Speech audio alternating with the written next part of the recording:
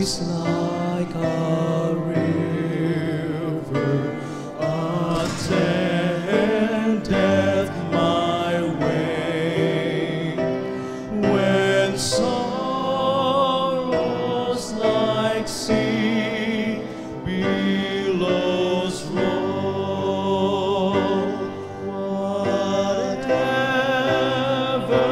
my lot, thou hast taught me to say, it is well with my soul. It is well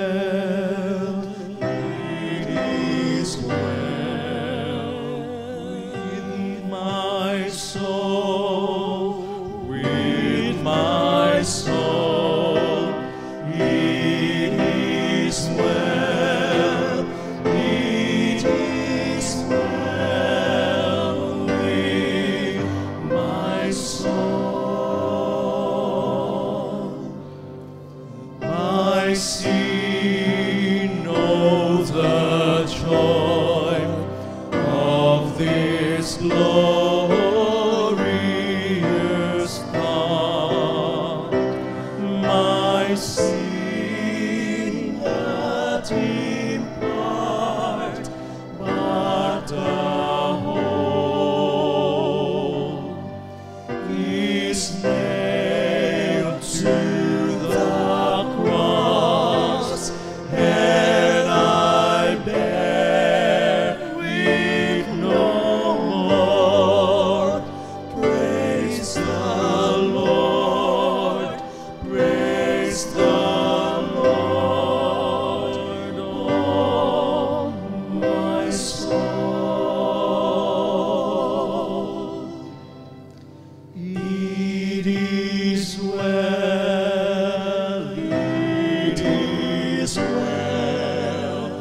with my soul, with my soul. It is well with my soul.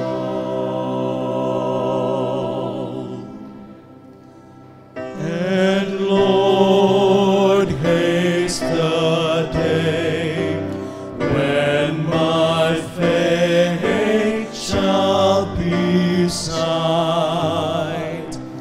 The clouds be rolled back as a scroll. The trump shall resound, and the Lord shall descend. Even so, it is well with my soul. It is well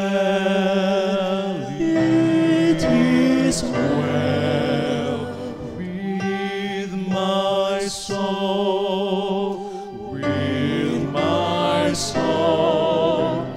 It is well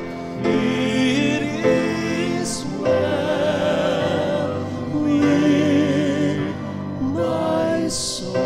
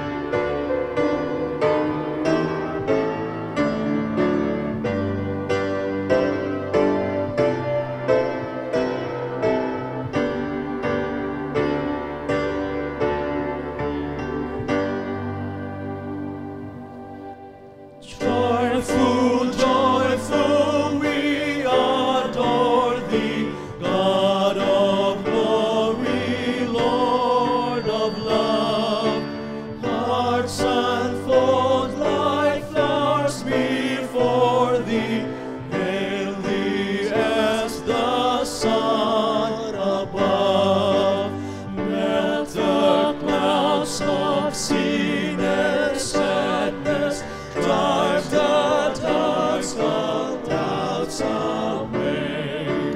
Giver of immortal gladness, fill us with the light of day. All thy works rejoice surrounding, earth and heaven reflect thy rays. Stars and angels sing around thee, center of unbroken praise. Field and forest, vale and mountain, blazing made of flashing sea, chanting birds and flowing fountain, call us to rejoice in thee. Thou art giving and forgiving, ever blessing, ever blessed, wellspring of the joy of living, ocean depth of happy rest. Thou the Father, Christ our brother, all who live in love are thine. Teach us how to love each other, lift us to the joy divine.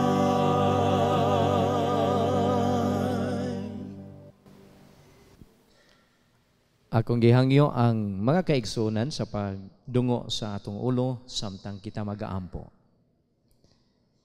Mahigugmaon na mong Diyos, dako ang among kalipay, nga ikaw nakig-uban ka namo nining kagabion sa among pagsimba kanimo. Ginoo, samtang among dayigon ang imong mahal nga ngalan, pinaagi sa mga awit ug sa mensahe sa pulong. Among gihangyo ang imong balaang espiritu, nga maoy magagahom sa among kasing-kasing ug huna-huna aron ang mga pulong nga among pagatunan karon mabutang kini ug mahimong gabayan sa among pagpangalaga diha kanimo. Salamat nga ikaw aniya sa among taliwala nining mga taknaa, kay kining tanan among gisalig tungod lamang sa ngalan ni Ginoong Hesus nga among manluluwas. Amen. Langit ang hinungdan sa akong pagbago, kay dili ko buot, impyernong dulngan ko. Busa maning kamot ko, langit ang dulngan ko, kay dito nagulat ang Ginoo. Sa langit kalipay maangkon mo, ug walay luhang muagas sa mata mo. Lunlun bulawan ang pagalaktan ko, igsoon ko. Kaigsuunan ko, dasigon ko kamo, nga kitang tanan, panahon ng magbago. Busa hinulsulan ta, ang tanang kasalanan, ug likayan ta, ang tanang kahilayan. Dito sa langit kalipay maangkon mo, ug wanay luhang muagas sa mata mo. Lunlun bulawan ang pagalaktan mo, igsoon ko.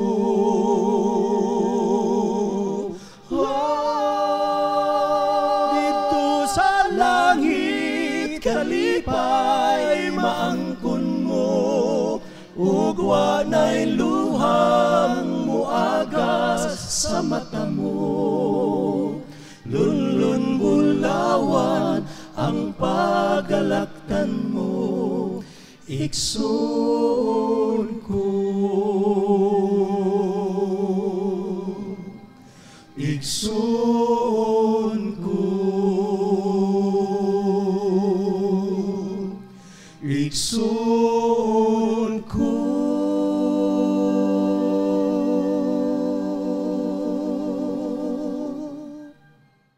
Akong pasalamatan ang tanan sa inyong pagtambong o pagsuporta ninyo itong programa sa kahanginan o sa telebisyon. O karong kagabion, sa ngalan sa Hope TV, Channel 25, Sugbo. Ako magpasalamat nining matahom nga iglesia sa Cebu City o naila na kayo sa tibuok Pilipinas o sa ubang mga lugar sa kalibutan. Ako mga pagpasalamat tungod kay inyo gayong giandam kining simbahan na gididikar aron atong magamit sa atong telebisyon. Mao man gani nga unang higayon nga mubarog ako dinhi tungod ining atong nahimo nga mga kalihukan nga ang atong mga recordings paghimuon sa mga iglesia din ato sa mapakita sa tibuok naong sayuta. Ang atong mga iglesia dinhi sa Sugbo o sa ubang dapit sa Kabisayan, Mindanao o bisan sa Luzon makaabot usab sa estandarte sa atong mga higalaan ngadto sa ubang lugar. Ang atong programa higala dili lang kini makita sa Sugbo apan ubay-ubay na karon sa atong mga higalaan sa Luzon. Ang nagasunod sa atong programa sa Cebuano dili lang kay Tagalog ang ilang sundan apan bisan sa mga Cebuan nga programs. Nagapasalamat kita sa Hope TV nga pinaagi sa inyong suporta. Nagaanam kini karon pagkadako og ako kamong pahibaloon sa katapusan nga board meeting. Ang ato na lang bayronon sa atong franchise nga gipalit 20 milyones na lang gyud.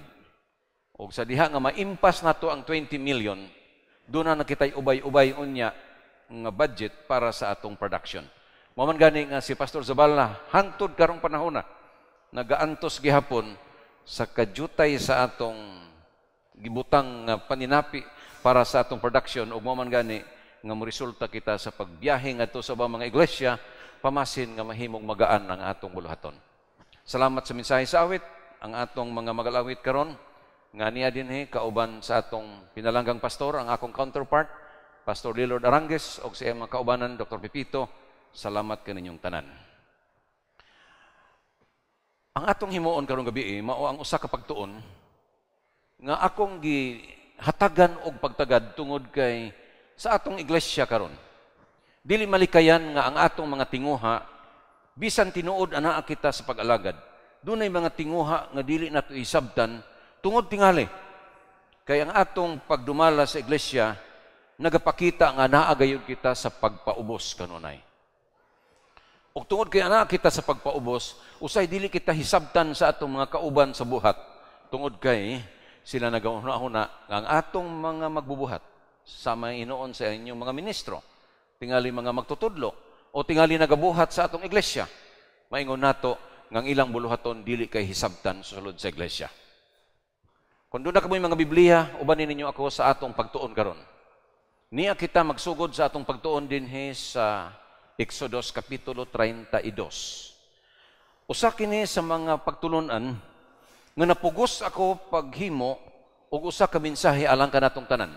This is the study of the whole chapter of 32 in the book of Exodus. Dunay ubang bahin dinhi mga higala nga buot nako ipasantob kaninyo. Ilabi na kining unang bersikulo sa Kapitulo 32 nga nagapanghitabo kini sa atong iglesia karon mosugot kita og sa dili. Now, hatagan ko kamo og gamay nga background.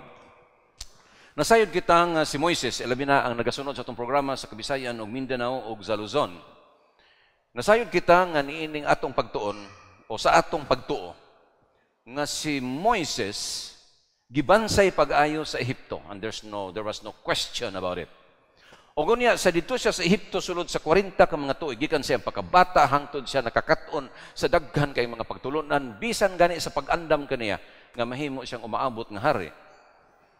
Kadto na butang sa iyang una-una og malisod katong langkaton sa usa ka tawo nga giandam og usa ka batid nga general.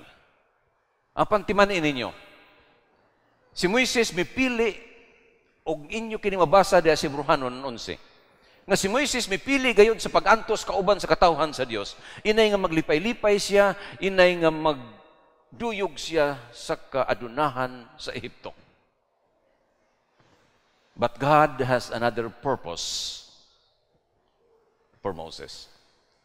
O gunya, nasayod kita nga his other 40 years was to unload him. Ang misunod nga 40 anyo sa kinabuhi ni Moises, mao ang paghabwa kaniya. Diha sa iyang kahimtang, ingon nga usa ka batid nga manggugubat, ingon usa ka ilado nga tao, ingon nga usa ka adunahan nga prinsipe, og labaw sa tanan, nabantog sa iyang pagkalalaki. That was Moses. And when God was trying to unload him in the wilderness, there was a great change that took place in his life. Dako kay kausaban ang nahitabo sa kinabuhi ni Moises, nga tingali, ang uban kanato maingon ko, na ako pa'y Moises. Di ko mag-antos, oy. Kung ako pa'y Moises, mukuyog na lang ko. Total, naan ako sa pangagamhanan, naan ako sa pagkailado, naan ako sa kahintang sa mga hari. Usahay biya mga higala, makaingon ko, dako kining hagit sa atong mga batanon karon.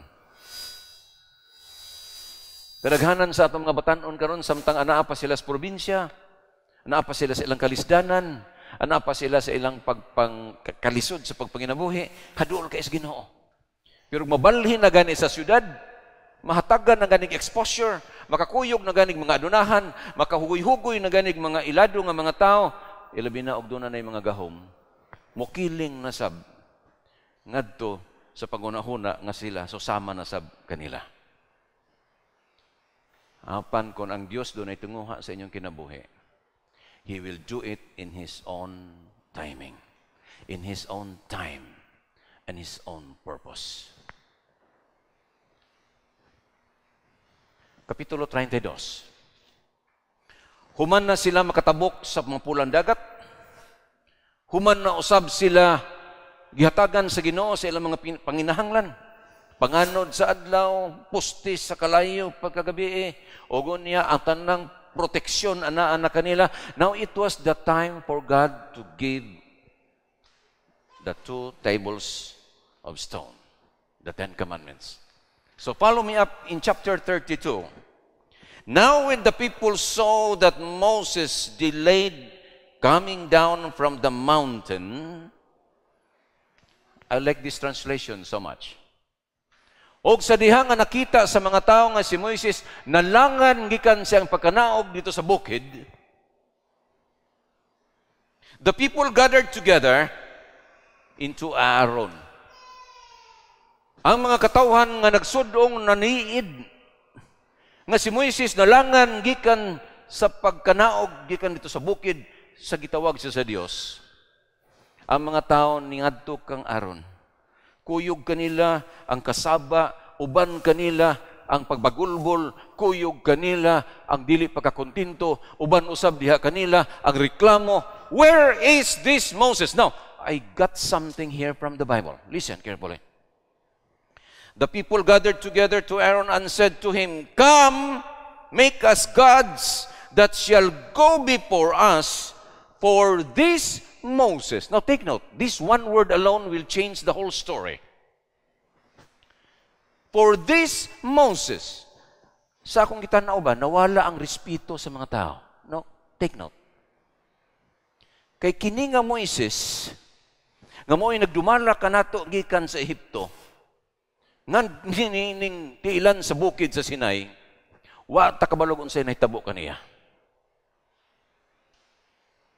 Now, sa panahon ni Samuel, doon ay mga hitabo nga gusto na kong dalon sa iglesia. Sa panahon ni Samuel, kung kini nga propeta mo bisita sa mga pangulo sa iglesia, ang mga elders sa iglesia magkurog. Are you listening? In the olden times, when a prophet will visit the elders, they tremble. Today, it's the pastor that will tremble when they are in front of the elders. Unsa kay hinungdan mga igsoon? Unsa kay hinungdan mga higala? Nag-usab na ba ang atong sitwasyon karon? Nag-usab na ba ang atong kahimtang karon? No. I'm going to tell you this. It started even during the time of Moses. Because of this Moses, ang pagmahay karon to ang nagitungtong ngadto kang Moises. Unsa ilang bagulbol kaniya to, wabay lubnganan sa Ehipto. Wabay pagkaon sa Ehipto. Nganong gidalaman mi diri sa kamingawan aron magantos. Kana nga magulbol hasta karon. And another thing that I noticed in this first verse, og sa dihang nalangan si Moises pagkanaog, ang mga katawhan mi demanda, mi reklamo, og nangayo, og Dios. Kining nahitabo karon sa atong iglesia mga higala, to be honest with you. Kining nagapangitabo karon sa atong iglesia nga ang Ginoo nalangan sa iyang pagbalik. Paminaw mo. Mausab ni hinungdan karon nga ubay-ubay sa atong mga katawhan mangita og maghimo og ilang pundok tungod kay buot sila nga ang Ginoo mobalik sa ilang mga paningkamot. Gusto sila maghimo og ilang kaugalingong santos. Gusto sila maghimo og ilang kaugalingong ngalan. Gusto sila maghimo og ilang kaugalingong pundok tungod kay ilang gituhuan nga sa diha nga anaa sila sa maong buluhaton ang Dios mobalik og dali. That's a wrong notion.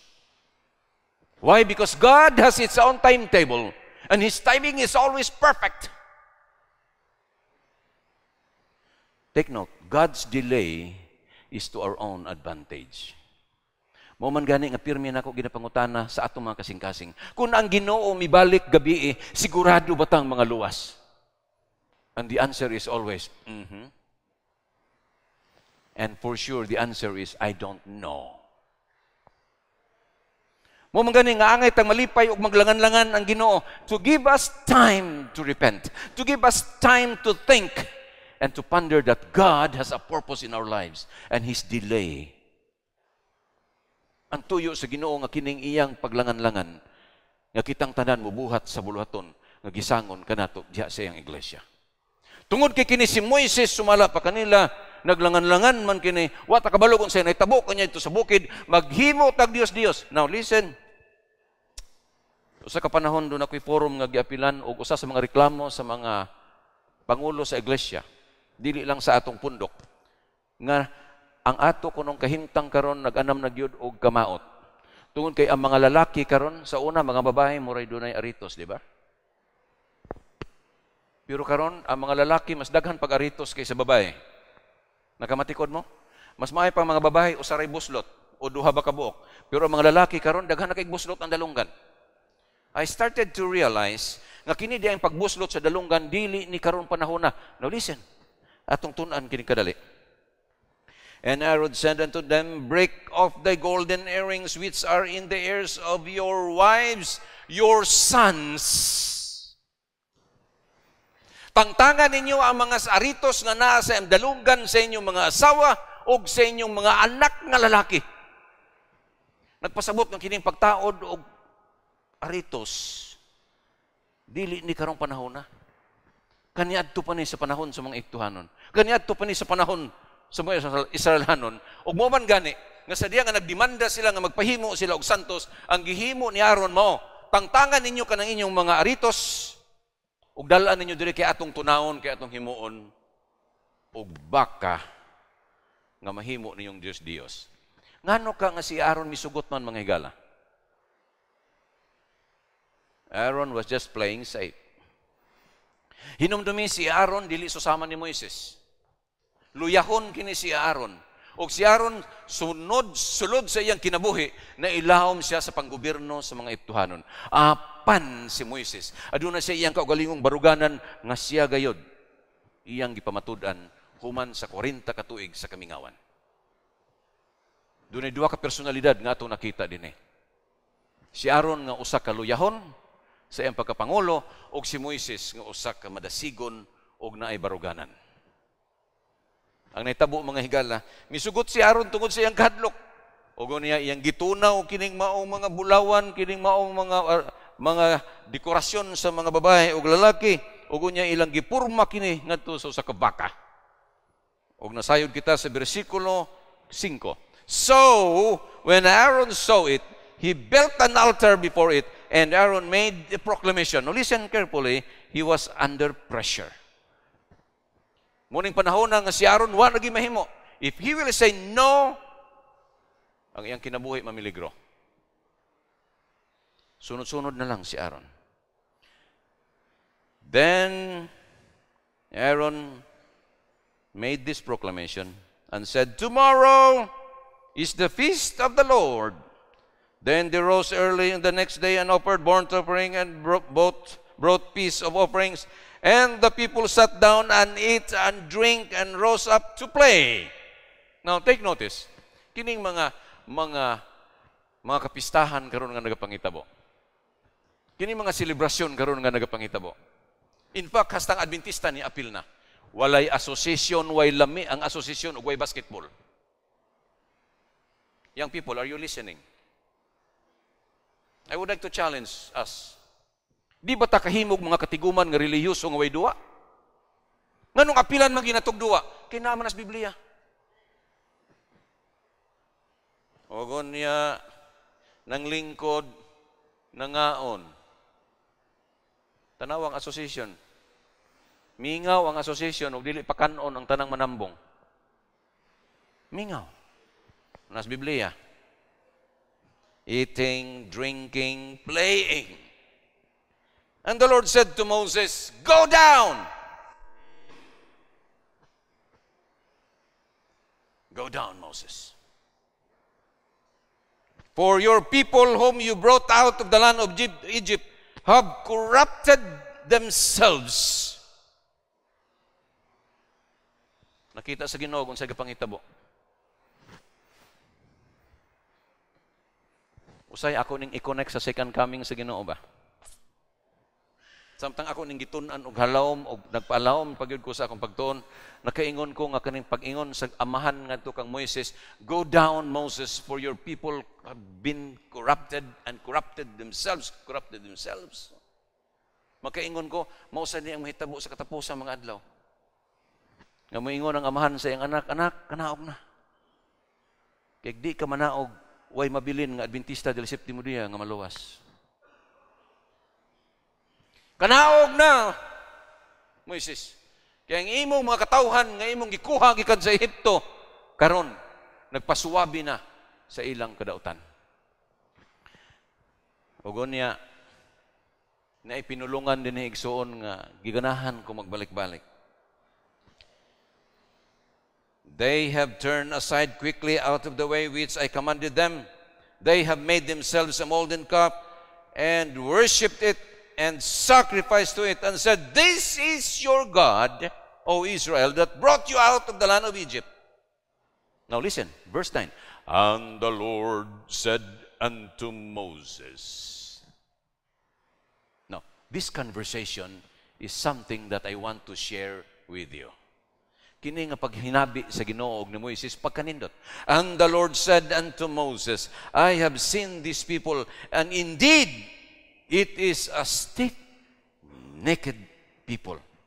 Now therefore leave me alone."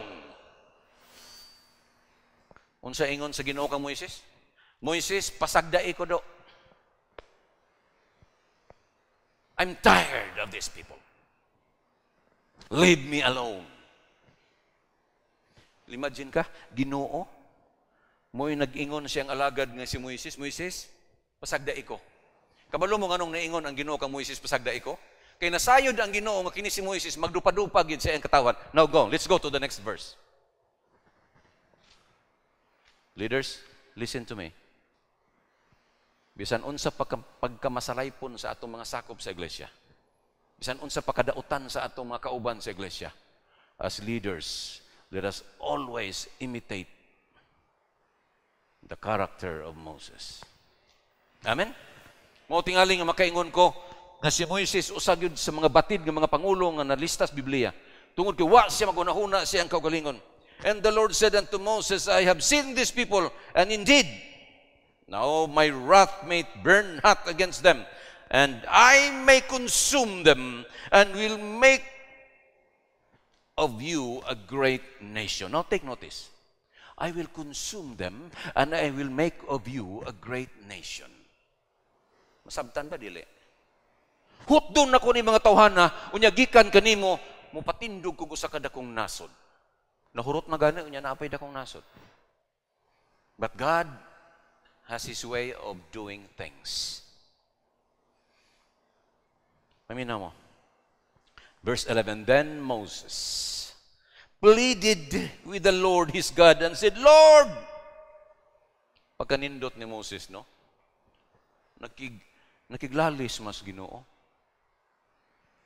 Lord, why does your wrath burn hot against your people, whom you have brought out of the land of Egypt with great power and with a mighty hand? Why should the Egyptians speak and say, He brought them out of the land to harm them and kill them in the mountains, and to consume them from the face of the earth? Ako bang imagine si Moises, nga nagpakita siya ang reklamo sa Ginoo, akong gina-imagine si Moises nga nakihinabi sa Ginoo pero ang iyang naong didto sa yuta. Because he cannot even see the face of God. God only allowed him to see his back portion. Ma-imagine ako si Moises o sa ilang kultura, naghapa sa yuta, nakighinabi sa Ginoo, uban ang dakong pagpaubos, and he was bringing the name of the people, Lord, please. Ayo in taon. Because he pleaded for his people.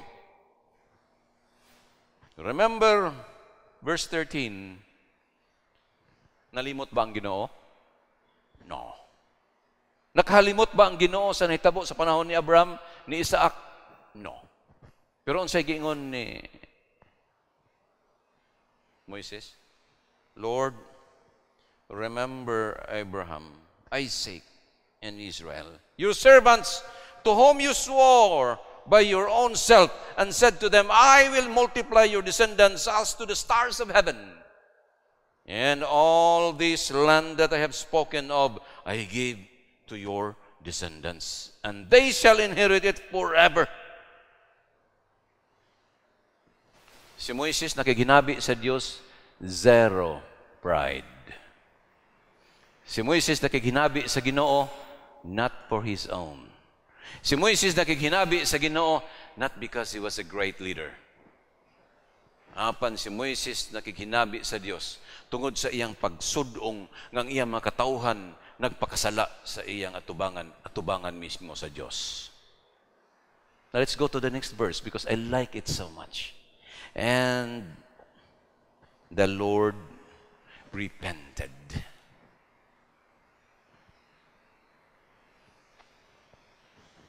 I requested my son to prepare a song before we go into this topic. It's all about prayer. It's a simple song. It's a common song. And I wanted him to sing, kini akong anak, partner na ko, ne? Ako na ning giingnan, you must be greater than your father. But he chose to be not. I don't know. Pero, dunay kantang akong ipaandam siya. It's all about the power of prayer. Si Moises nining panahon na nagampo.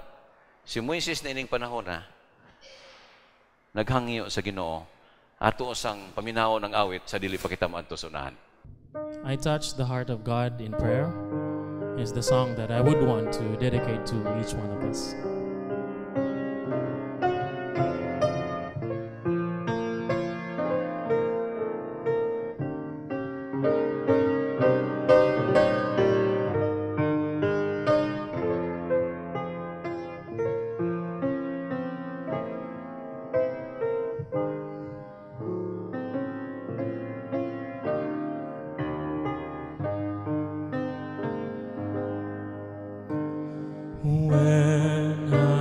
was burdened down with care, I knelt in God apart. I stretched my hands to Him in prayer and touched His loving heart. I touched the heart of God in prayer. I lingered in His presence there. I lost a heavy load of care,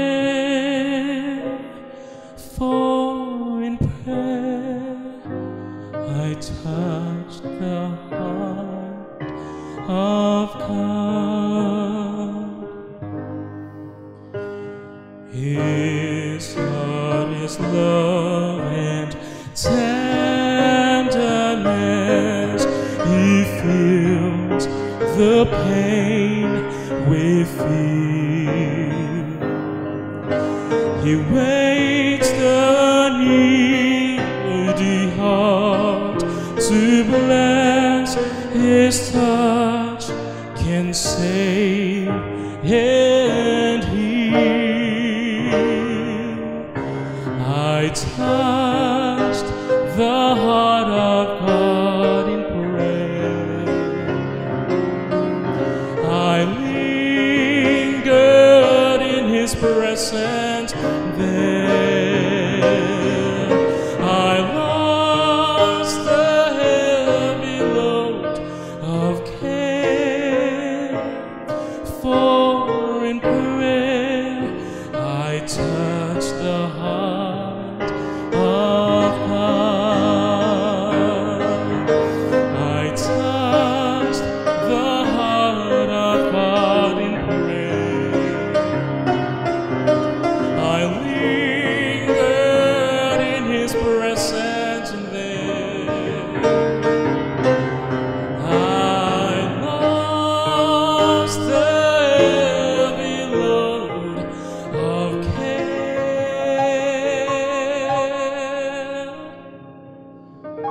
for in prayer I touched the heart of God.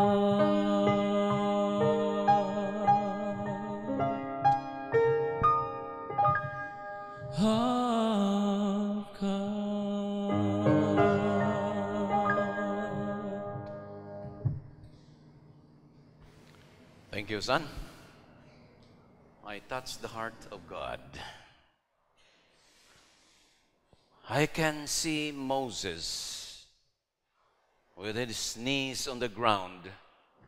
I can imagine Moses with his face on the ground, pleading for mercy. And this is the virtue of a good leader.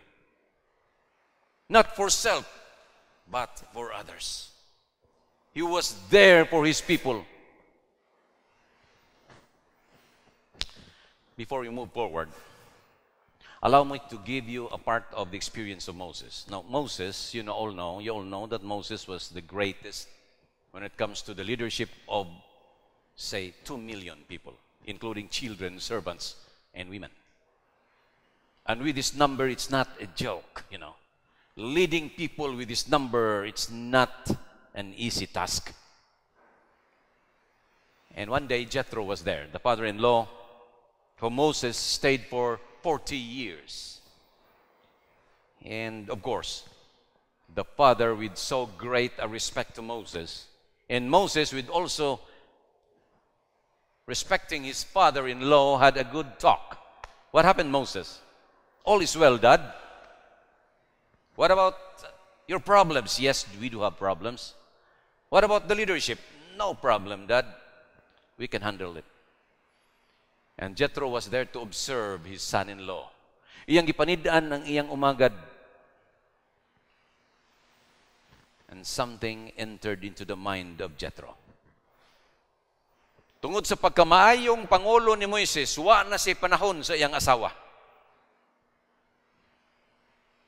You can imagine people, pag na'y mamatay Moises, pag na'y mag-away Moises, na'y mawadag pagkaon Moises, na'y nagsinumbagay Moises, na'y nagbulag Moises, na'y magninyo Moises, na'y nagchismis Moises. Early morning until the evening, ang mga tao galin niya, next! Next! And Moses was there to attend to all their problems, and he was the judge among them. And Jethro, you know. Let's go to chapter 29.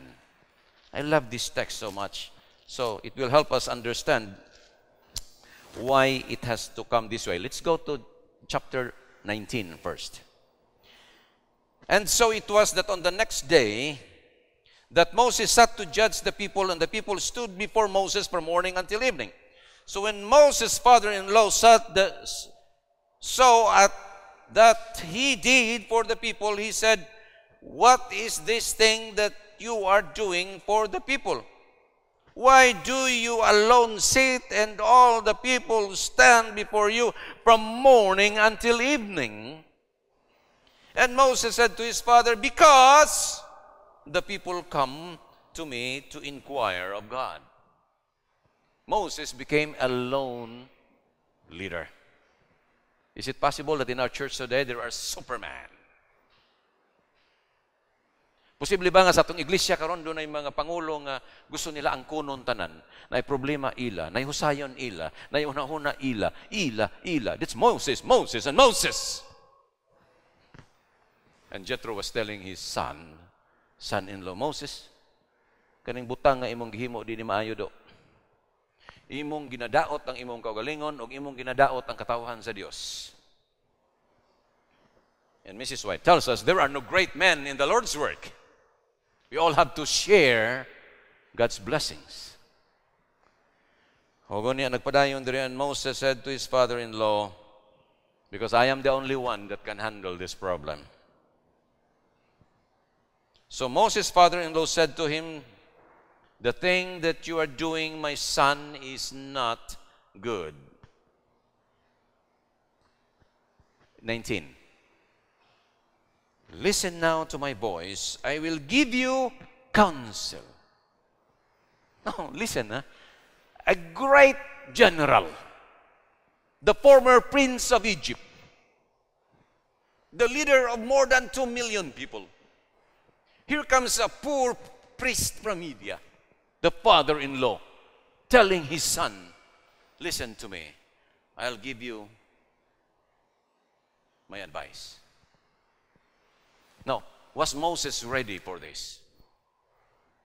Listen carefully. If not because of that training for 40 years in the wilderness, dili gid unta maminaw si Moises niini. But God humbled him in such a way that even simple suggestions became a music to his ears. Bisan ang simple nga mga suhestyon, ginadawat ni Moises, o paminaw mo, "Agdo na ko ihatag ni mga tambag, anak. And you shall teach them the statutes and the laws, show them the way in which they must walk, and the work they must do. Moreover, you shall elect or select from all the people able men such as fear God, men of truth, hating covetous, and place such over them to be rulers of thousands, to be rulers of hundreds, to be rulers of 50s, and to be rulers of 10s." Is the church using this principle now? Are we using this principle? Yes. Today we have able men who are rulers of thousands. That's why we have the conference now that leads thousands. How about the leaders of hundreds? They are the district pastors that leads hundreds. How about the leaders of 50s? They are the elders of the church. And how about the leaders of 10s? Believe me, these are the people that must lead our care group ministry. But I'm sorry to tell you, we belong to a congregational church. We love to speak, we love to talk when many will listen to us. We are not happy when there are only 10 people listening to us. We love to waldas. Ganahan kita musulti. Bisan sa atong leksyon sa Sabbath School, di na ta magdungog. Kay bisag pulo ra untay imong sakop, ang imong tingog, mangabot mang budtos pikas. Wa kita maanad o ginagmay ba? Kung sa ingon ni Jethro, Moises, magpili kag pangulo sa linibo, magpili kag pangulo sa tag-100, magpili kag pangulo sa tag-50, magpili kag pangulo sa tag-10, and let them lead these people. Moses was ready. Og mao ni hinungdan na si Moises nakasabot that leadership is not about himself. It's all about people.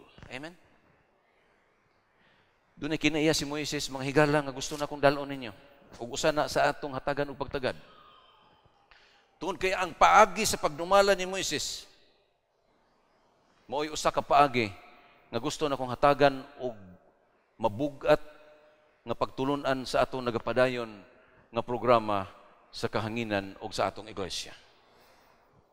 Atong hatagan kini og pagtagad, higala. Og sa diha, nga si Moises didto na, nanaog na gikan sa bukid. Pag-abot niya dito sa ganghaan, iyang nakita, tinuod, ang nagapanghitabo. Iyang gipangutanang iyang igsuon nga si Aaron. May rason usab ang iyang igsuon. O niya ingon ni Moises, sige, magpili mo sa Ginoo o sa inyong gibati. Hinumdumi, kini mga tawhana, numbering 3,000 men, were drunk and also possessed by the devil. Hubog na gani ang tao, di na nakahimog desisyon siyang gagalingon. Sa diyang gipapili sila, sa diyang gihatagan sila kigayunan sa pag-surrender, they choose to stay where they believe. Og niatong panahon na, 3,000 kabuok ang gipatay sa mga Libyahanon tungod sa ilang pagpili sa pagpadayon sa pagsimba sa bulawan nga baka. Sa kalagot ni Moises, go to your Bible. Sa kalagot ni Moises, gidauban pagbalik ang baka, gihimo katong gipisa-pisa o gagmay hantud nahimo katong murag balas, gibutang sa tubig o gipainom sa katawhan. Inumdum man ko sa una, kay tigduwa man kog lastiko, tigduwa man kog marble. Kanang akong amahan, kita gani na magduwa kog lastiko, ilabi nagsabado, lagaon ang lastiko ipainom. Naday nas Biblia. Si Moises mo nag-una-una din ni ana. Pero karon wa na oy, i-report biya ka.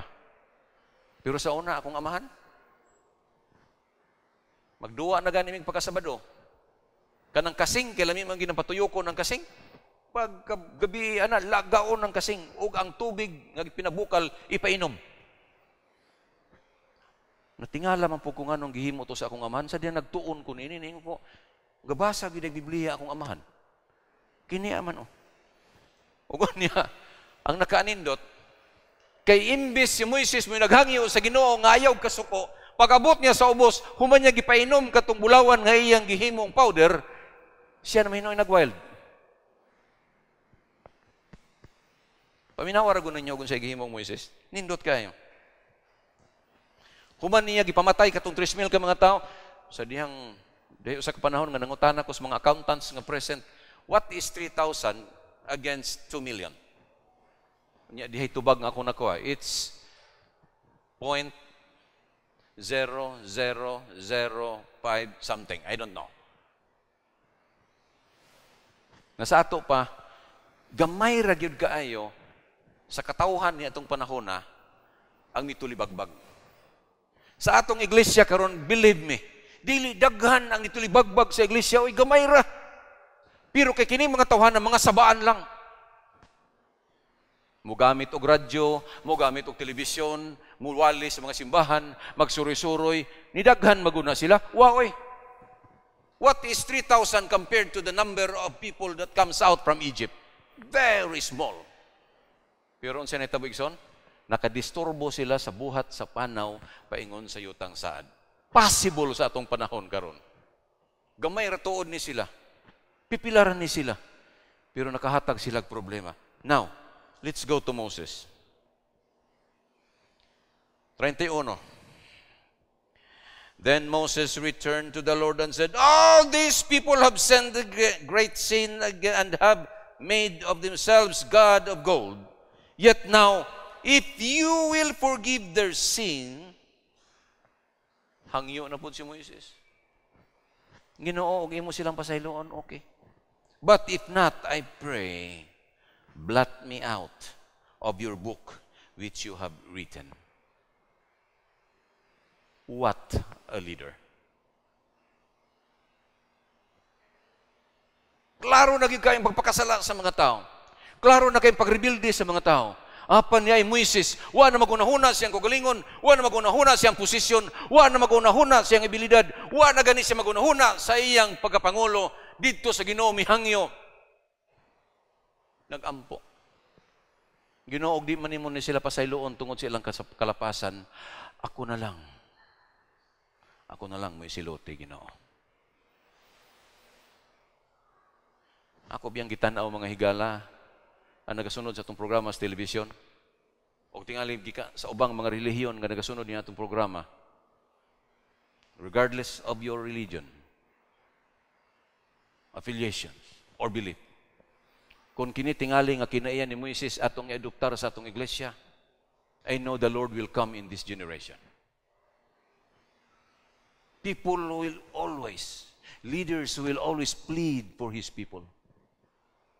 Ginoo, di man imo ni sila mapasaylo. Ako na lang, Ginoo, ang palaad ya sa imong libro.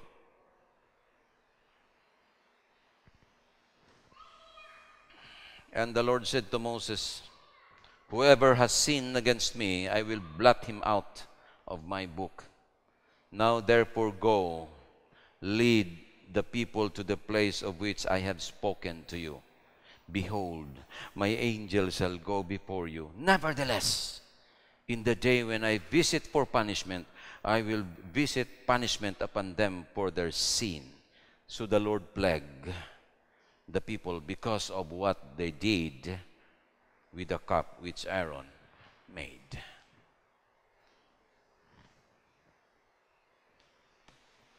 Ladies and gentlemen, it's time to go down into the level of what we call the sinners like us. Let us pray for one another. Touch the heart of God in prayer. Moses was doing the same. Pleading for mercy. Pleading for help. Then finally God listens. And the promise was move on and on and on. Let us continue to pray. Let us continue to love one another. And as leaders in our communities, as leaders in our families, as leaders in our church and in our denominations, let us always bear in mind, ato gid kanunay nga itisok sa atong unahuna, nga ang paagi sa pagdumala ni Moises, mao gidoon ta ang mahimo nga paagi sa atong pagdala sa buluhaton sa iglesia. Nga muduyog kita diha sa pagbati, nga bisan sa pagkamasalaypon sa kadaghanan, anaagya po'y magdupa alang kanila ug mohangyo sa kapasaylohan sa ilang mga kapakyasan. Ang Dios nagahigugma kanato. Ang Dios nagapili kanato. Ang Dios nagalain kanato gikan sa kalibutan nganhi niining atong gituhuan nga kahayag. Apan atong hinumduman kanunay mga higala. Nga walay imposible sa tubangan sa Dios kung kitang tanan mag-inampuay sa usag-usa. Amen. Walay imposible sa presensya sa Dios kung ang matag usa kanato mo ila nga nagkinahanglan kita sa usa aron kita mahimo nga mapuslan diha siyang buluhaton. Nasahid kita sa nitabo ni Moises ug sa iyang kinabuhi. Ang iyang pagkapangulo hangtod karon ginakopya paghihapon bisan sa presenteng henerasyon. It's because of those words that he uttered. Blot my name, Lord, if you will not forgive them.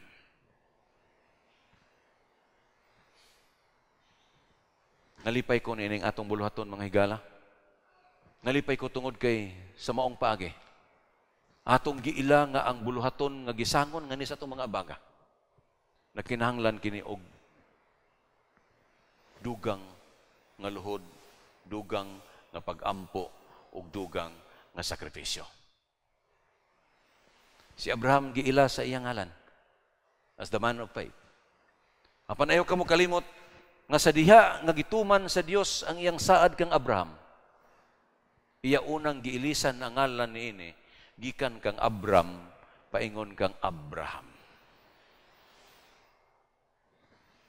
Nagpasabot nga sa dili pa kita mahimong epektibo sa buluhaton nga gisangon sa Dios kanato. There is a need for a change in our personalities, our names, from Abram to Abraham. Second, there was a physical change in the body of Abram. From being an uncircumcised old man to a circumcised fellow. In these last days, we need people with a circumcised heart, because the circumcised heart can do justice to people he is leading. Sarai experienced the same. With her doubts, God said, I'm going to change her name from Sarai to Sarah. Ladies and gentlemen, God is ready to change us into His perfect will. What we need this evening, what we need today, is to understand that God has a purpose why we are still living right now. Ang Diyos doon nagitinguha sa itong mga kinabuhi. Ang Diyos doon nagihandom sa itong mga kinabuhi. Ang Diyos doon nagipagsudong kanato. Nga bisan sa itong mga kakulangon, bisan sa itong kaluyahon, bisan sa itong pagkamasalaypon, He is always there because of that heart that loves people. Panginaot ako nga ang Diyos mag-auban kanato. O atong mapaningkamutan nga kining tanan nga atong ginahimo din mahimo kining mapuslanon alang kanato og sa sunod nga henerasyon og bisan sa atong mga anak. Ako kamahangyon sa makadali sa pagduko sa inyong mga ulo. Magampo kita. Salamat Ginoo sa imong pagpadungog nga ikaw adunay kabalaka sa imong mga katawhan. Salamat Ginoo nga ikaw nagpasaylo bisan sa mga kapakyasan nga among nahimo. Ug tungod niini, imong gipili si Moises na nahimong bantugan nga pangulo o gikan sa iyang kinabuhi, among kutloon ang mga maayong butang, among sundon, o gunya, mahimo usab kami na magasunod sa imong mga lakang. Salamat o Diyos sa imong pagpasaylo sa mga sala, dawata kami karon nga may bag-ong kasing-kasing sa ngalan ni Jesus. Amen.